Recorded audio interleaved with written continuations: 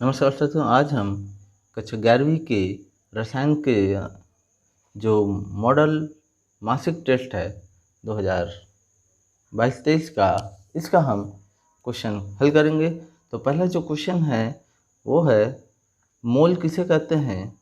तो आंसर है परमाणु अणुओं तथा आयनों की संख्या को गिनने के लिए रसायनज्ञ मतलब जो रसायन शास्त्री हैं वो जिस इकाई का उपयोग करते हैं उस इकाई को ही क्या बोला जाता है, मोल कहते हैं। और एक मोल का जो वैल्यू होता है वो कितना होता है 6.022 इंटू 10⁻23 कणों की संख्या या समूह।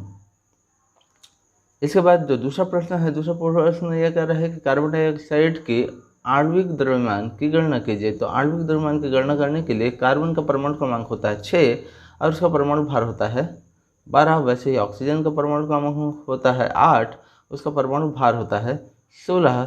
चूँकि यहाँ पर ऑक्सीजन 2 भाग में है इसलिए हो जाएगा 16 दूनी 32 और कार्बन एक ही भाग में है इसलिए 12। तो इन दोनों को जोड़ेंगे तो ये हो जाएगा 12 और 16 दूनी 32, ये हो जाएगा आपका 44।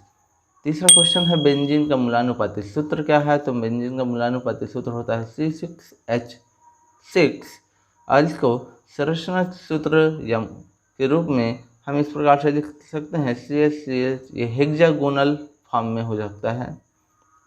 इसके बाद क्वेश्चन नंबर 4। तो क्वेश्चन नंबर 4 क्या कह रहा है कि गैस मिश्रण के उदाहरण दीजिए। तो गैस मिश्रण के उदाहरण देखिए साथियों, नाइट्रोजन और ऑक्सीजन दोनों ही गैस है। तो ये नाइट्रोजन डाइऑक्साइड जो है गैस का मिश्रण हुआ। वैसे ही सल्फर और ऑक्सीजन ये भी दोनों क्या है, गैस हैं। तो सल्फर और ऑक्सीजन का मिश्रण सल्फर डाइऑक्साइड है। वैसे ही H2S हाइड्रोजन और सल्फर का मिश्रण है। तो ये सभी गैस की मिश्रण के उदाहरण हो जाएंगे। इसके बाद आपको नेक्स्ट क्वेश्चन कह रहा है लुईस का प्रतीक चिन्ह बताइए। तो लुईस का प्रतीक चिन्ह किसका बताना है, मैग्नीशियम, सोडियम, बोरान और ऑक्सीजन का। तो मैग्नीशियम का परमाणु क्रमांक होता है 12 और लुईस का प्रतीक जो चिन्ह होता है वो केवल अंतिम कोष के इलेक्ट्रॉनों को शो करता है। तो अंतिम कोष के इलेक्ट्रॉन हम जानते हैं कि इसके पहले कोष में 2, दूसरे में 8 और उसके बाद फिर 2 होता है। तो अंतिम में जो इलेक्ट्रॉन है उसको यहाँ पर शो किया जाएगा। वैसे ही सोडियम का होता है 11, तो 11 का हो जाएगा 2, 8, 1, तो अंतिम में 1 है, इस 1 को यहाँ शो करेंगे। बोरान का होता है 2 और 3, चूँकि बोरान का परमाणु क्रमांक 5 होता है तो अंतिम कोष में 3 है। वैसे ही ऑक्सीजन का 8 होता है तो पहले कोष में 2 और दूसरे के लिए 6 इलेक्ट्रॉन रह जाएंगे। इसी प्रकार से नेक्स्ट क्वेश्चन क्या है आपका, गुणित अनुपात का नियम क्या है, उदाहरण दीजिए। तो गुणित अनुपात का नियम क्या होता है, डाल्टन ने ही परमाणुओं के लिए गुणित अनुपात का नियम दिया है। उन्होंने कहा कि जब अलग अलग तत्वों के परमाणु क्या करते हैं, आपस में संयोग करके 2 या 2 से अधिक तत्वों का या यौगिकों का निर्माण करते हैं तो वे अलग अलग सरल अनुपात में होते हैं। एक उदाहरण यहाँ पर देखिए, जैसे हाइड्रोजन और ऑक्सीजन ये मिलकर के जल बनाते हैं और दोनों तत्व अलग अलग हैं। ये जब मिलकर के जल बनाते हैं तो हमेशा हाइड्रोजन का 2 भाग और ऑक्सीजन का 1 भाग ही रहता है, जबकि इनका जो परमाणु भार होता है हाइड्रोजन का 1 होता है तो यहाँ 2 है इसलिए 2 हो जाएगा। ऑक्सीजन का परमाणु भार अभी हमने ऊपर देखा कितना होता है 16, तो 2:16 के हिसाब से यदि इसको काट दिया जाए तो 2 एकम और 2 अट्ठे के रूप में ये कट जाएगा तो ये हो जाएगा 1:8। और हम विश्व के किसी भी कोने के जल के स्रोत का उपयोग करें, उन सभी में ऑक्सीजन और हाइड्रोजन के भार का जो अनुपात होगा वो हमेशा 1:8 ही होगा। तो यही है आपका गुणित अनुपात का नियम। इसके बाद नेक्स्ट क्वेश्चन देखते हैं, क्वेश्चन नंबर 7। तो क्वेश्चन नंबर 7 क्या कर रहा है, क्वेश्चन नंबर 7 कहता है परमाणु क्रमांक 10, 11 और 17, इसको आपके प्रश्न में A, B और C नाम दिया गया है। तो परमाणु क्रमांक 10, 11 और 17 के इलेक्ट्रॉनिक विन्यास और संयोजकता लिखिए। तो इलेक्ट्रॉनिक विन्यास जिसको उसका परमाणु क्रमांक है उतना ही होगा 1s2, 2s2 और 2p6, 10 है तो 10 हो जाएगा। तो इसकी संयोजकता क्या हो जाएगी 0। वैसे ही as2, 2s2 और 2p6, तो इसके साथ में यहाँ पर चूँकि 11 है तो ये हो जाएगा 3s1, तो इसकी संयोजकता 1 होगी क्योंकि ये एक जो है दे सकता है इसलिए +1 होगा। वैसे ही क्लोरीन 17 जो है 1s2 2s2 2p6 3s2 और 3p5। अब इसको अपनी अष्टक पूर्ण करने के लिए की जरूरत होगी तो वो 1 ले सकता है, इसलिए इसकी संयोजकता हो जाएगी -1। बस एकदम सिंपल है।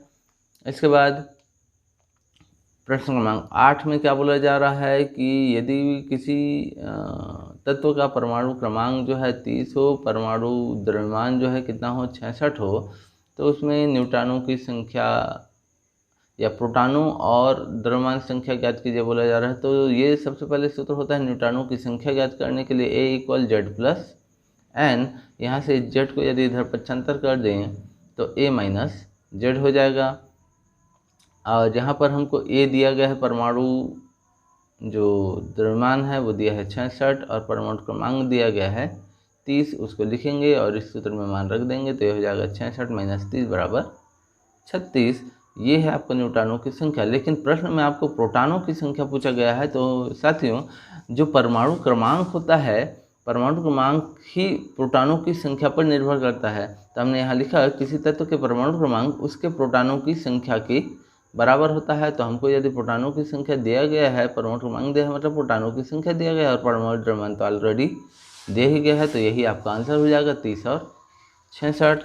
इसके बाद आते हैं क्वेश्चन नंबर 8 में। तो क्वेश्चन नंबर 8 क्या कहता है,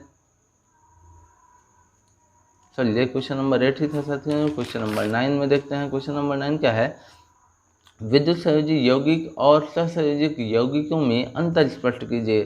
तो हम एकदम सिंपल कहते हैं कि ये विद्युत संयोजी जो इलेक्ट्रॉनों के माध्यम से बनता है, या तो इलेक्ट्रॉन खोने के फलस्वरूप या तो इलेक्ट्रॉन प्राप्त करने के फलस्वरूप। तो यहाँ लिखा गया है ये इलेक्ट्रॉन के स्थानांतरण के फलस्वरूप बनता है, मतलब या तो वो दे देगा या तो ले लेगा, तब विद्युत संयोजी यौगिक बनेगा। जबकि सहसंयोजी यौगिक बनने के लिए साझा दो, इसमें इलेक्ट्रॉन क्या करते हैं, साझा करते हैं, और साझा करने की वजह से यहाँ क्या बनता है, सहसंयोजी यौगिक बनता है। दोस्तों, ये जो विद्युत संयोजी यौगिक है वो क्या होते हैं, बहुत ही अधिक क्रियाशील होते हैं, जबकि सहसंयोजी यौगिक जो है क्रियाशील कम होते हैं। विद्युत संयोजी यौगिक जो है इसके गलनांक और क्वथनांक दोनों क्या होते हैं, उच्च होते हैं, जबकि इनके गलनांक क्वथनांक क्या होते हैं, निम्न होते हैं। एकदम सिंपल। इसके बाद हम देखते हैं क्वेश्चन नंबर 10। तो क्वेश्चन नंबर 10 क्या कर रहा है, आणविक कक्षक सिद्धांत के आधार पर अणु का ऊर्जा आरेख दर्शाइए तथा बंधन क्रम बताइए। तो हम यहाँ पर एक उदाहरण ले लेते हैं अणु के रूप में नाइट्रोजन का। तो नाइट्रोजन का परमाणु क्रमांक 7 होता है, परमाणु भार होता है 14। तो हम उसका ऊर्जा आरेख जो है उसको इस प्रकार से शो कर सकते हैं। तो इसका ऊर्जा आरेख शो करने के लिए हमको क्या करना है, जो सबसे पहले नीचे की ऊर्जा लेना है 1s को। तो 1s को जब लेंगे तो यहाँ पर ये सिग्मा 1s बनाएगा, और ऊपर जो है सिग्मा 1s प्रतिबंधी के रूप में बनाता है। ये ऊर्जा आरेख को प्रदर्शित करता है साथियों। तो ये शुरुआती ऊर्जा आरेख है 1s। उसके बाद 1s के बाद आता है फिर 2s। तो 2s ये पूर्ण रूप से भरा रहेगा, क्योंकि हम जानते हैं परमाणु क्रमांक कितना होता है, 7 होता है। तो 2 2 4 और ये 3 7। तो ये सिग्मा होगा और ये सिग्मा प्रतिबंधी, ये जो स्टार दिख रहा है इसको प्रतिबंधी कहा जाता है। तो ये 1s2, फिर जैसे ये 2s पूर्ण रूप से भरा रहेगा। 3p में जब हम जाएंगे तो ये सिंगल भरा रहेगा, क्योंकि हम जानते हैं कि परमाणु क्रमांक कितना होता है, 2 2 और 3 इस रूप में जाता है। किसमें, जो आपका 1s2 2s2 और 2p3 है। तो इस अनुसार हम देखेंगे कि 2 2 और 3 ही आएगा। तो 1s में आपका 2 आ गया, 2s में 2 आ गया, उसके बाद 2p में कितना आएगा, 3 आएगा।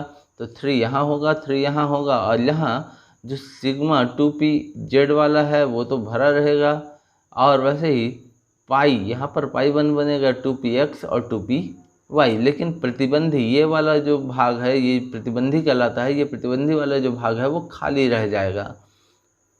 इस प्रकार से ये ऊर्जा आरेख बनेगा। और इसके बाद इस ऊर्जा आरेख के साथ साथ आपको क्या बनाना है, बंध क्रम बताना है। तो बंध क्रम बताने के लिए हम क्या करेंगे, उसके बारे में लिखेंगे।